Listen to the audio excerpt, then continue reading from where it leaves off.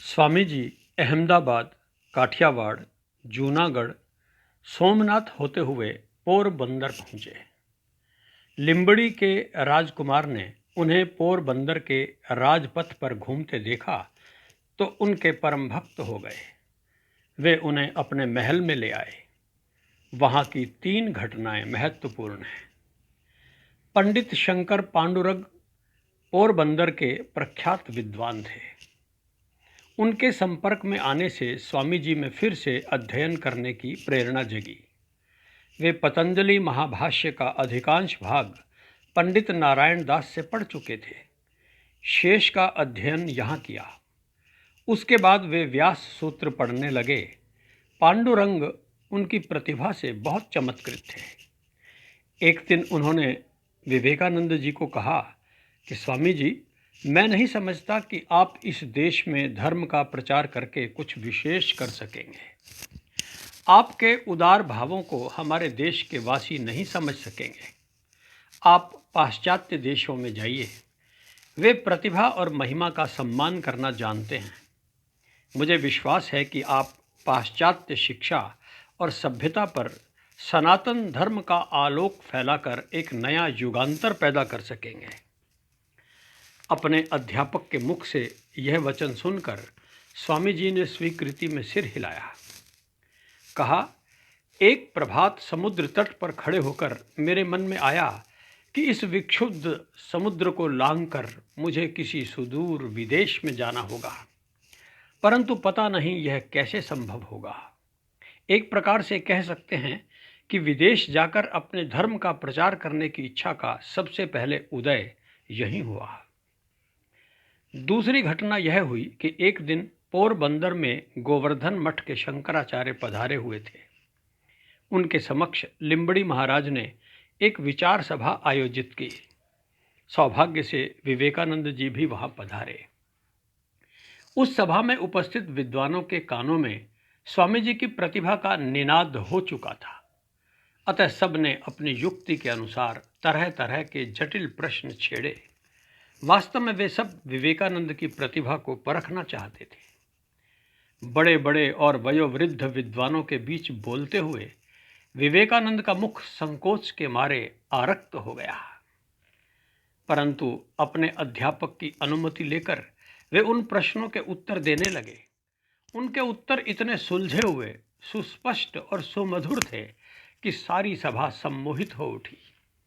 स्वयं शंकराचार्य ने उन्हें पास बुलाकर प्रेम पूर्वक आशीर्वाद दिया और सम्मानित किया। तीसरी घटना यह हुई कि उन्हीं दिनों विवेकानंद के गुरु भाई स्वामी त्रिगुणातीतानंद यानी शारदा वहां से गुजर रहे थे। उन्होंने सुना कि यहाँ एक परमहंस साधु आए हुए हैं। वे सहज रूप से उनसे मिलने चले आए। वहां आए तो दंग रह गए। अरे अपना नरेन! विवेकानंद वहां शारदा को पाकर बहुत प्रसन्न हुए। जब शारदा ने उन्हें अपनी सब ओर फैली ख्याति के बारे में बताया तो नरेन बोले, भाई शारदा, श्री रामकृष्ण मेरे संबंध में जो सब बातें कहा करते थे वे अब सब धीरे धीरे सत्य प्रतीत होती जा रही हैं। मैं उनका अनुभव भी कर रहा हूँ। मुझे लगता है कि मेरे भीतर जो शक्ति है उसके द्वारा तो मैं जगत को उलट पुलट कर सकता हूँ। विवेकानंद पोरबंदर के बाद द्वारका, मांडवी, पालीताना होते हुए बड़ौदा पहुँचे। वहाँ वे राज्य के दीवान के यहाँ अतिथि हुए। 3 सप्ताह ठहरने के पश्चात गुजरात, काठियावाड़ और मुंबई की अनेक रियासतों में पहुँचे। अब उनकी संपर्क शैली में एक परिवर्तन आया। पहले वे शासकों से मिलने के लिए पहल नहीं किया करते थे। अब वे स्वयं पहल करने लगे। उनके मन में यह बात बैठ गई कि यदि ये नरेश और शासक जन साधारण के अभाव दूर करने में लग जाएं तो उनके गुरु का दिखाया हुआ स्वप्न पूरा हो सकता है। सितंबर 1892 की बात है। विवेकानंद मुंबई से पूना जाने वाली एक ट्रेन से यात्रा कर रहे थे। 3 महाराष्ट्रीय युवक बहस में उलझे हुए थे। बहस का विषय था भारत की संन्यास परंपरा। 2 नवयुवक रानाडे से प्रभावित थे। वे आज के सन्यासियों को निरा ढोंग मानते थे।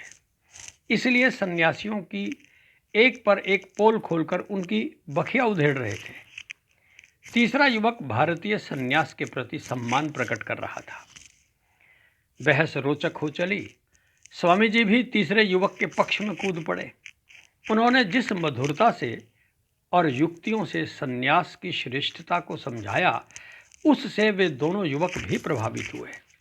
वह तीसरा यात्री भी उन पर मुग्ध हुआ। बाद में पता चला कि यह तीसरा युवक और कोई नहीं बल्कि बाल गंगाधर तिलक थे। पूना उतरकर उन्होंने स्वामी जी को अपने घर ठहराया। विवेकानंद कुछ दिन ठहरकर मां बलेश्वरम की ओर पैदल चल दिए। रास्ते में लिंबड़ी के ठाकुर जसवंत सिंह से भेंट हो गई। वे अपने गुरु को यो मलिन वेश में पैदल चलते ना देख सके।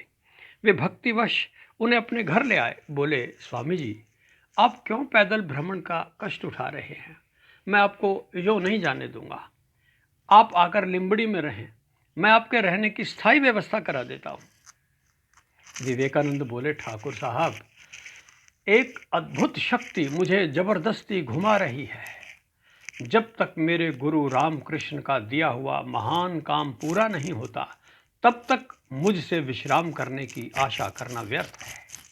हाँ, अगर जीवन में कभी विश्राम करने का अवसर मिला तो मैं आपके राज्य में आकर अवश्य रहूँगा।